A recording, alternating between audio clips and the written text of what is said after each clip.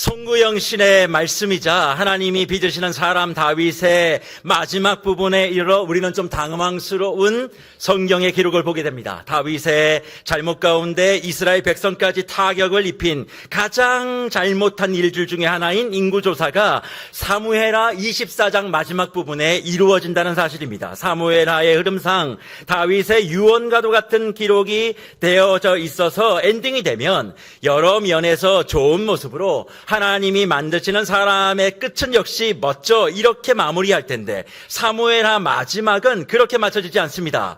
그럼 인구조사, 다윗의 인구조사는 도대체 어떻게 시작된 것일까? 인생의 산전수전 공중전까지 다 경험한 그가 도대체 왜 이런 선택을 하게 되었을까? 사실 사무엘하 24장 1절의 말씀은 이 사건을 이렇게 설명합니다. 여호와께서 다시 이스라엘을 향하여 진노하사 그들을 치시려고 뭐 하셨어요? 다윗을 격동해서 유다의 인구, 이스라엘 인구를 조사해라, 그렇게 기록하고 있습니다. 하나님이 이스라엘 백성에게 진노를 하셨고 그들을 치시기 위해 다윗을 사용했는데 그 방법이 무엇인가 하니 인구조사였다는 것이죠. 우리는 이 말씀을 묵상하면 이건 다윗의 잘못이 아니라고, 하나님이 다윗의 잘못을 조작하고 있다 생각할 수 있습니다. 마치 다윗에게 죄를 지시하는 것 같은 하나님의 모습 앞에 우리는 당혹하지 않을 수가 없지요. 하지만 이 본문에 대한 바른 해석은 역대상 21장 1절의 말씀을 통해서 찾아볼 수 있는데 뭐라고 얘기합니까? 사탄이 일어나 이스라엘을 대적하고 다윗을 충동하여 이스라엘을 계수하게 했다 말씀하고 있습니다. 사무엘하는 여호와 하나님이 그렇게 했다, 역대상은 사단이 다윗을 충동하고 격동했다 그렇게 말하며 전혀 다른 시각으로 동일한 사건을 말씀하고 있습니다. 그럼 이게 도대체 무슨 말일까요? 사실 왕이 인구조사를 하는 것이 무슨 잘못입니까? 사실 그렇지 않아요. 정확하게 지금 인구가 어느 정도 된지 알아야 예산도 세우고 법도 세우고 그렇게 할 터인데 해야 될 일을 하는 것을 잘못됐다고 말하는 것을 세상의 이치로는 이해가 되지 않는 부분이죠. 하지만 이 부분을 하나님의 눈으로 보면 죄가 된다는 것이라 그렇게 얘기하는데 성경은 이걸 하지 말아야 된다 못 박았기 때문에 그렇습니다. 그런데 인구조사의 직접적 명령자는 다윗인데 그 다윗에게 사무엘하는 하나님이 격동해서 그렇고 역대상은 사단이 충동했다 그렇게 말을 하니까 혼란스러운 겁니다. 하지만 이것은 다음에 두 가지의 내용을 통해 바르게 이해될 수 있습니다. 먼저는 우리가 혼란스러워하지 말아야 할 것은 모든 것은 하나님의 계획과 섭리 안에 있다는 것입니다. 우리는 흔히 악한 것들을 보거나 대하게 되면 하나님의 살아계심을 의심하곤 합니다. 내 삶에 어떤 일이 흔들리거나 어려울 때 우리는 하나님을 향한 분노를 가지고 하지요. 하지만 우리의 모든 것이 다 잘 될 때 하나님이 하시고 계심에 대하여 무감각하다가 내가 잘 되지 않을 때는 하나님을 의식하는 것, 사실 앞뒤가 잘 맞지 않는 행동이지만 하나님에 대한 의식을 어쨌든 하게 된다는 것은 사실입니다. 그렇습니다. 우리의 삶에 좋은 일이든 나쁜 일이든 하나님의 섭리와 손길 안에서 일어나지 않는 일은 없습니다. 그 일의 주권자는 하나님이시기 때문이죠. 그러기에 그 일이 좋은 쪽이든 나쁜 쪽이든 수행하는 일체의 사람들은 결국 하나님 앞에서 그 값을 치를 것이고 평가를 받을 것이기 때문에 사람에 대한 의식은 내가 굳이 할 필요가 없으며 우리의 시선은 오직 하나님 한 분께만 집중하면 되는 것입니다. 그래서 목별 여러분, 힘든 일이 있고 나쁜 일이 생기고 좋은 일이 그래도 있고 선한 일이 이유 없이 저와 여러분의 삶에 몰려 들어옵니까? 하나님이 하신 겁니다. 답답하고 견디기 힘든 일도 하나님의 주관 안에 있습니다. 그러니 이유를 찾지 마십시오. 이유를 따지지 마십시오. 우리가 주목해야 될 것은 이유가 아니라 목적입니다. 하나님이 이 일을 통하여 어떤 목적을 이루기를 원하시는가, 분명 선한 것을 주시기 위함을 우리가 믿는데 그 선함은 내가 소유하고자 하는 그것을 넘어 내 생각을 뛰어넘는 것들이라고 성경은 말씀하고 있습니다. 그러니 이 음성을 들으십시오. 내가 너의 삶에 선한 것을 인도해 가기 위한 목적이 그 사건 속에 들어있어. 이 음성을 들으셔야만 합니다. 하나님이 일하시는 손길을 보십시오. 그럴 때 내 삶이 해석되고 해석되는 인생에게만 주시는 해답의 기쁨을 우리 모두가 누리게 되는 것입니다. 동시에 혼란스러워하지 마십시오. 왜냐하면 악한 사단은 결국 하나님의 백성 전체를 향한 공격은 이렇게 집요하지만 이미 공개가 되어 있어요. 집요하게 저와 여러분들을 괴롭힐 겁니다. 하지만 이미 공개가 된 내용들이에요. 그래서 그의 백성이 조금도 틈을 가지지 않고 더 강성하게 그것을 사용하시는 하나님의 지혜가 있음을 믿고 어렵고 힘든 일이 몰려올 때 좀 여유로워지실 필요가 있습니다. 왜요? 하나님은 늘 우리에게 깨어 있어야 한다고, 정신 차려야 한다고, 긴장을 늦추지 말라고, 너희를 피곤하기 위해서가 아니라고. 너 하나가 무너지면 하나님 나라의 전체 전선이 균열이 생기기 때문에 한 사람의 개인기가 아니라 하나님 나라의 백성의 팀워크로, 한 사람의 10걸음이 아니라 10사람의 한 걸음으로 난 이 영적 전투를 승리할 거야. 나 혼자서도, 주 예수님 혼자서도 이걸 할 수 있지만 너희와 함께, 나의 백성과 함께 이 기쁨을, 이 승리를 이루고 나눌 거야 말씀하시는 겁니다. 따라서 구원받은 하나님의 백성은 언제나 영적 긴장감을 가지고 이 땅을 사는 것이라 말씀하고 계세요. 나 개인의 행동 하나가 아닌 이것이 전체에 미칠 일들을 생각하고 살아가야 하는 긴장감이에요. 그것을 주님이 말씀하고 있는 것입니다. 여러분들은 나의 말 한마디가, 나의 행동 하나가 전체에 미칠 영향을 생각하고 계십니까? 지금 내가 생각하고 내가 말하는 이것이 하나님 나라의 전체 영적 전쟁의 전선에 어떤 영향을 미칠지 생각하며 말씀하고 행동하고 있냐는 것입니다. 내 기분이라고, 내 마음이라고, 여기는 내가 와주는 것만으로도 고마워해야 돼라는 그런 의식은 신앙인으로서는 결코 가질 수 없는 생각입니다. 나의 소소한 행동 하나, 작은 말 하나가 하나님 나라의 전체에 어떤 영향을 미칠지 생각하고 살아가는 그 긴장을 위해 하나님은 사단의 공격도 허락하시는 겁니다. 그런데 다윗이 어찌합니까? 이 공격에 무너집니다. 무너지니 하나님이 그 무너짐을 해결할 3가지의 방법을 제시하는데, 하나가 뭡니까? 7년간 기근이 그 땅에 임하는 것. 또 하나가 3개월 동안 다윗이 도피 생활하는 것. 그리고 마지막 하나가 3일간 그 땅에 전염병이 이르는 것이다. 그렇게 말합니다. 이 3가지 중에 반드시 하나는 거쳐야 돼. 그러면 네가 잘못했던 그 모든 것들을 내가 다 해결해 줄게라는 내용을 하나님이 다윗에게 전달하니까 다윗이 그 내용을 듣고 뭐라고 고백합니까? 사무엘하 24장 14절에 이렇게 고백합니다. 다윗이 가세에게 이르되 내가 고통 중에 있도다.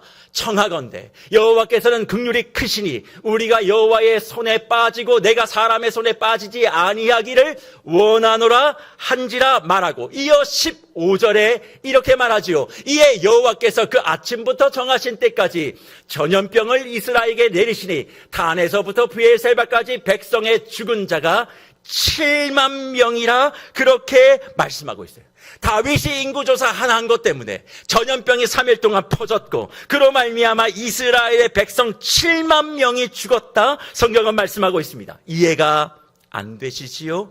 다윗이 잘못한 죄인데 값을 백성 전체가 받습니다. 잘못은 다윗이 했으니까 다윗이 처벌받아야 될 것 같은데 백성 7만 명이 죽어버립니다. 다윗을 향하여 비난하고 싶은 마음이 생기시겠죠? 자기가 잘못했으면 자기가 다 그 몫을 갖는다고 해야지 어찌 왕이 돼요? 책임감도 하나 없느냐? 그럴 수 있습니다. 하지만 다윗의 마음은 그런 것이 아니었습니다. 다른 것이 아니었습니다. 하나님의 손에 자신의 허물을 맡긴다고 했어요. 하나님이 처벌하는 대로 받겠다 그렇게 얘기했습니다. 내가 내 인생을 선택하지 않겠다고, 나 잘못을 인정하니까 하나님이 원하시는 대로 다 하십시오 라고 했으니 하나님이 뭘 선택하셨어요? 그 땅에 전염병 3일 도는 거. 그런데 그 전염병으로 7만 명이 죽어버린 겁니다. 그러면 도대체 이 문제를 우리는 어떻게 해석해야 되는가? 사랑하는 무별 여러분, 이걸 우리에게 보여주고 있는 겁니다. 무엇을 보여줍니까? 하나님 나라에 개인은 없다는 거예요. 하나님 나의 개인은 없다는 겁니다. 공동체가 함께 이 모든 것에 대한 책임을 가져야 된다라고 말씀하고 있는 것이죠. 그래야 우리가 하나님 나라를 위해 살 수 있다는 것입니다. 우리는 흔히 누구 하나가 잘못하면 이 세상을 혹은 교회를 문제되게 했다라고 하는데 익숙합니다. 왜 그게 익숙한 줄 아십니까? 그래야 내가 그 잘못해서 자유롭게 되어지고 나는 그런 잘못을 한 사람이 되지 않으니까 의로운 사람으로 나는 그 사람을 판단하고 정죄할 수 있는 보다 높은 자리에 올라갈 수 있다고 생각하기 때문에 그렇습니다. 문제가 생겼을 때 나는 그때 없었다고. 그 문제가 발생했을 때 나는 그때 일을 몰랐다고. 그 시스템 상에서 내가 할 수 있는 게 아무것도 없었다고 말하는 것은 결국 이 일의 책임은 내가 아니라 저 사람이라고. 나는 잘못한 거 없다고. 나는 알지도 못했고 그렇게 할 수도 없었고 나는 그래서 이 모든 것으로부터 자유하다라고 얘기하며 모든 책임을 그 일을 했던 그 사람에게 다 뒤집어 씌우고 나는 그로부터 자유하고 싶다 그렇게 말하는 것입니다. 하지만 주님은 말씀합니다. 그 사람의 잘못도 너의 잘못이고 너의 잘못도 너의 잘못이야.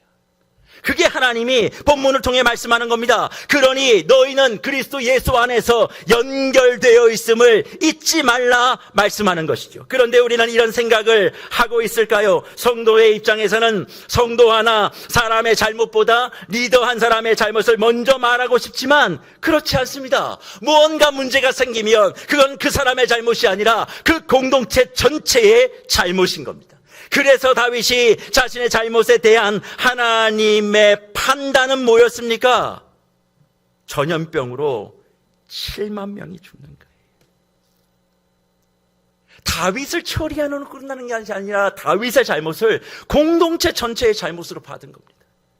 그래서 다윗이 자신의 잘못에 대한 하나님의 그 내용을 우리에게 보여주시는 거죠. 그런데 그때에 천사가 예루살렘을 향하여 진노의 손을 탁 펴려고 하죠.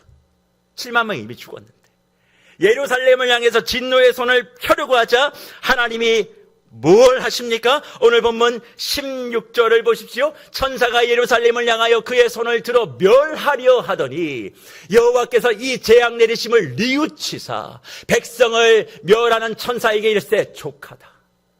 이제는 내 손을 거두라 하시니 여호와의 사자가 여부수 사람 아라우라의 타작 마당 곁에 있는지라 말씀합니다.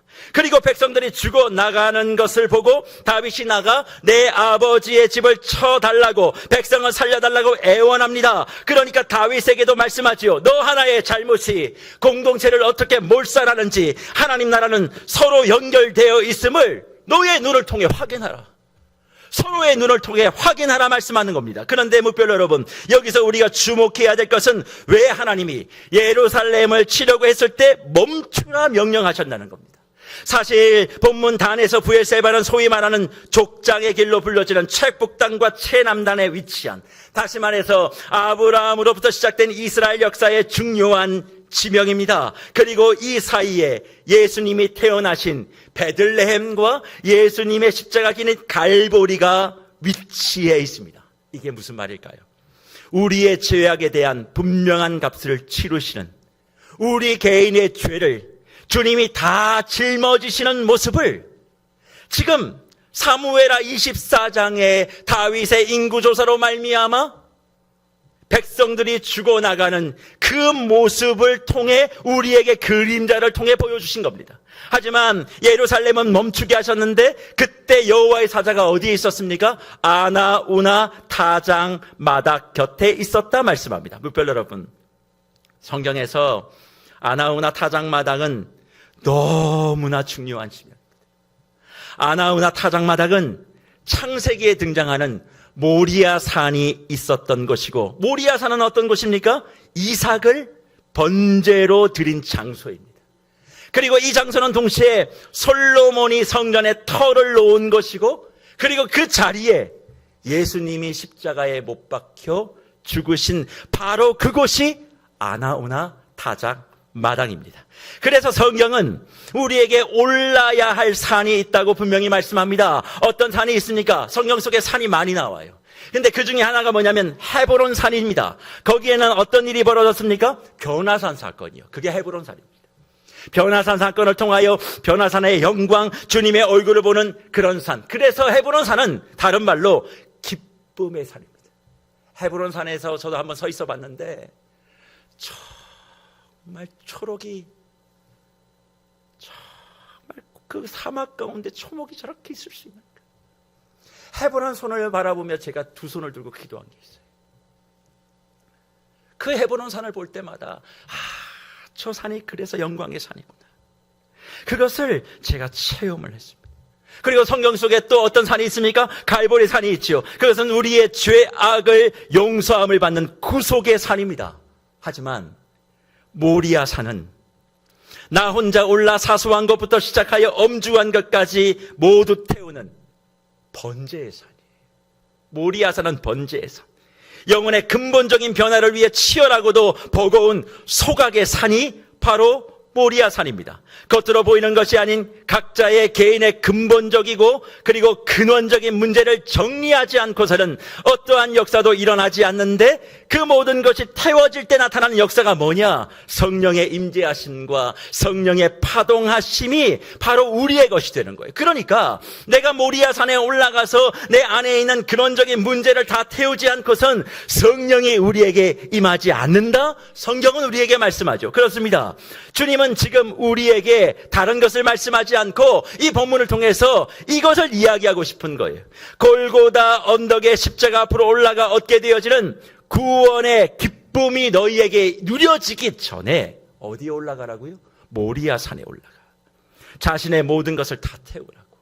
내 안에 근원적인 문제를 다 태우는 그 산에 각자 스스로 먼저 올라가라, 그렇게 말씀합니다. 그런데 대부분은 모리아 산에 올라가 내 자신의 근본적인 문제를 해결하기보다 지엽적이고 사소하고 본질도 아닌 4차, 5차, 6차적인 그런 문제에 매달려 이 문제를 해결해 달라고 그 모리아 산은 다 모른 척 지나갑니다. 내가 올라가고 싶은 산은 어떤 산입니까? 축복산이죠. 내가 올라가고 싶은 산은 또 물질산입니다. 건강산입니다. 성공산입니다. 뭘 하든지 간에 다 좋게 되어지는 그 산만 오르려고 한다는 거예요. 그런데 그 산을 올라갈 땐 사단이 막지 않습니다. 열심히 올라가라고 얘기합니다. 하지만 어느 산의 길목은 막고 서 있는 줄 아십니까? 모리아 산의 길목은 막고 방해하고 있어요. 사랑하는 무별 여러분, 여러분들은 지금 어떤 산으로 향해 가고 있는 믿음을 가지고 계십니까? 하나님은 저와 여러분을 모리아 산으로 이끌어가기 위해 때론 저와 여러분의 삶을 휘저어 두시기도 합니다. 사단이 충동할 것을 알면서도 그냥 보시는 거예요. 너 자신이 번제물이 되라고, 너의 영혼의 근본적인 문제를 태우라고, 교회 안에 몇 가지 먼지 같은 것 집중하지 말고 해야 될 것을 하고 버릴 것을 버리라. 흔들어 굳어진 모든 가라앉아 보이지 않는 그 더럽고 추한 침절물을 보게 하시는 겁니다. 이기적이고 신앙이 아닌 종교와 윤리를 우선했던 나를 다 태우게 하시는 거예요. 말씀이 아닌 내 경험을 우선했던 그 모든 것을 다 태우는 것입니다. 순종이 아닌 허울 뿌린 말의 입술을 태우게 하시는 거예요. 그럼 도대체 하나님은 우리의 자신과 삶 그리고 사역을 번제로 태워서 무엇을 얻고자 하시는 것일까요? 아나우나 타작마당으로 올라가 제단을 쌓으라는 하나님의 말씀대로 그대로 행했던 다윗은 오늘 본문 25절에 보면 번제와 화목제를 드렸다 말씀하고, 이에 여호와께서 그 땅을 위한 기도를 들으심에 이스라엘에게 내린 재앙이 그쳤다 말씀합니다. 그런데 이 말씀과 동일 사건을 기록하고 있는 병행구절을 담고 있는 역대상 21장 26절과 27절을 보십시오. 다윗이 거기서 여호와를 위하여 제단을 쌓고 번제와 화목제를 드려 여호와께 아뢰었더니 여호와께서 하늘에서부터 번제단 위에 불을 내려 응답하시고 여호와께서 천사를 명령하심에 그가 칼을 칼집에 꽂았더라 기록하고 있습니다. 우리가 주목해야 될 것은 번제와 화목제를 먼저 드리고 하나님께 기도하였더니 결과가 뭡니까? 하늘에서부터 어디 위에요? 번제단 위에 불이 내려 응답했던 것입니다. 하나님의 불이 임한 곳이 다윗이 아니었어요. 번제단이었고 그리고 응답이 이루어졌음을 말씀합니다. 무별 여러분, 하나님이 저와 여러분을 모리아산으로 올라가도록 흔드시고 사단의 행함을 허락하시는 것은 오직 하나의 이유입니다. 완전한 항복을 의미하는 삶과 사역의 번제단을 세우기 위함이죠. 나를 태우고 근원적인 문제를 해결하는 그 단을 저와 여러분의 인생에 만들라는 것입니다. 그러면 하나님이 그 단 위에 불을 부어 태우시고 그 다음 뭐예요? 응답이 있다 말씀합니다. 그런데 우리는 이 말씀을 어떻게 적용하고 싶으십니까? 회개하면, 순종하면 하나님이 응답하신다, 이렇게 단순하게 생각하고 적용하려고 하실 겁니다. 하지만 좀 더 이 말씀을 묵상해보면 하나님이 응답이 있기 전 불이 임한다는 이 의미, 다른 것이 아니에요. 성령임을 알게 됩니다. 왜냐하면 누가복음 3장 16절에서 세례 요한이 예수 그리스도에게 세례를 베풀기 전 예언하길, 내 뒤에 오시는 분은 성령과 불로 너희에게 세례를 베풀 분이라 말씀하셨기 때문에 그렇습니다. 이삭이 번제로 드려진 곳 아나우나 타작마당에서, 다윗이 번제를 드리는 곳, 그리고 솔로몬의 성전이 세워진 곳, 그 성전을 무너뜨리고 사흘 만에 다시 세워진 예수 그리스도의 십자가가 선 곳에서 한결같이 하나님 말씀하시는 게 그럼 뭘까요? 성령의 강림이에요. 성령의 충만이에요. 이것이 곧 하나님의 응답임을 알라고 말씀하고 있는 것입니다. 그래서 성령 충만한 삶은 뭘 치러야 될까요? 값을 치러야만 합니다. 어떤 값을 치루어야 합니까? 모리아산으로 올라가는 믿음, 자기의 근원적인 근본적인 문제를 아파도 내어놓고 태워 넣어야 하는 그 희생이 바로 그것입니다. 타인의 희생이 타인의 부인이 아니라 자기 희생과 자기 부인의 값, 바로 그거라는 거예요. 단지 내 삶에 예수 믿는다고 해서 그냥 누구처럼 기본적인 거, 담배 안 태우고 술 안 마시고 내가 예배 잘 나오고 나는 신앙인으로서 해야 될 것 다 했다는 마음으로 이 자리에 있는 것이 아니라 오늘 송구 영신 예배가 주님 아나우나 타작마당입니다.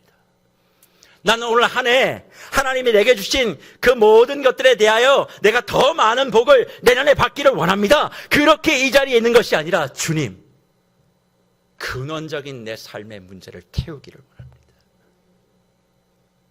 감춰놓았던, 마치 모든 나의 신앙 공동체의 잘못은 저 인간 때문이에요.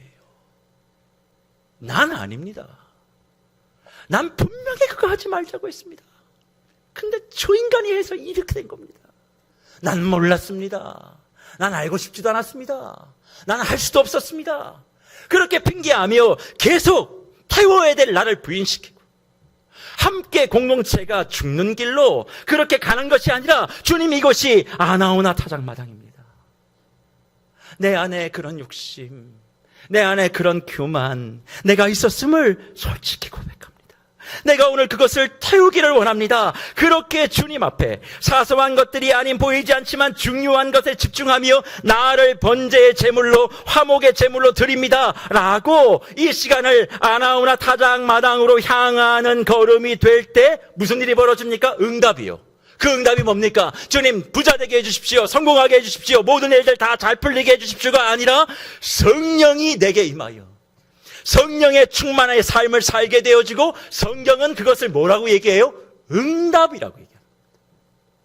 기도 열심히 하면 하나님이 내가 원하는 걸 다 들어준다, 그 응답이 아니에요. 성경에서 얘기하고 있는 응답은 성령을 경험하는 것, 성령의 충만함을 맛보는 것, 내 안에 머리부터 발끝까지 주의 영으로 충만케 되어지는 것을 성령이라고 얘기합니다. 그리고 이 성령의 충만이 진정한 구원인 것을, 그리고 다시 모리아 산을 내려와 우리가 살아갈 때 가장 필수적인 능력이 뭐예요? 성령 충만이라고 말씀합니다. 그러니 지금 저와 여러분 무엇이 필요합니까? 돈이 필요하십니까? 건강이 필요하세요? 네, 필요하죠. 하지만 정말 우리에게 필요한 것은 성령의 충만입니다. 왜냐하면 성령의 충만이 하나님의 응답이기를 원합니다. 성령의 충만이 하나님의 응답이기 때문에 그렇습니다. 그럴 때 무슨 선물이 주어지는 것입니까? 사무엘 하는 재앙이 그쳤다고 얘기합니다. 그렇게 백성들이 원했던 역대하는 천사가 칼을 칼집에 꽂았다고 말합니다. 좋은 번제물을 드려서가 아닙니다.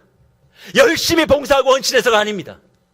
내 안에 있는 모든 근원적인 문제를 주님 앞에 내어놓고 내 모든 것을 주님 앞에 태우겠다는 번제의 제물로 내 자신을 내어놓는 그 사람에게 하나님이 응답하신 것이요. 뭘로? 성령의 충만함으로.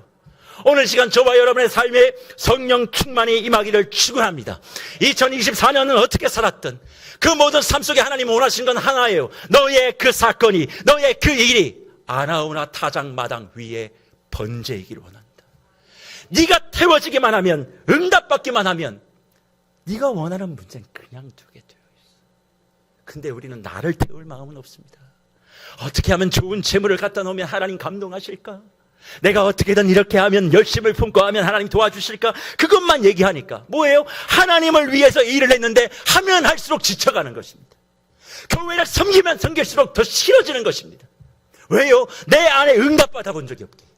성령의 충만을 통하여 내 안에 하나님이 떨어뜨려 주시는 그 성령의 불꽃 같은 역사가 내 안에 이루어지면 어떤 일이 있어도 내가 무너지지 않을 텐데, 가장 필수적인 성령의 충만, 곧 하나님의 응답을 받아본 적 없이 그저 목사가 시키는 대로 순종하면 복 받나 보다.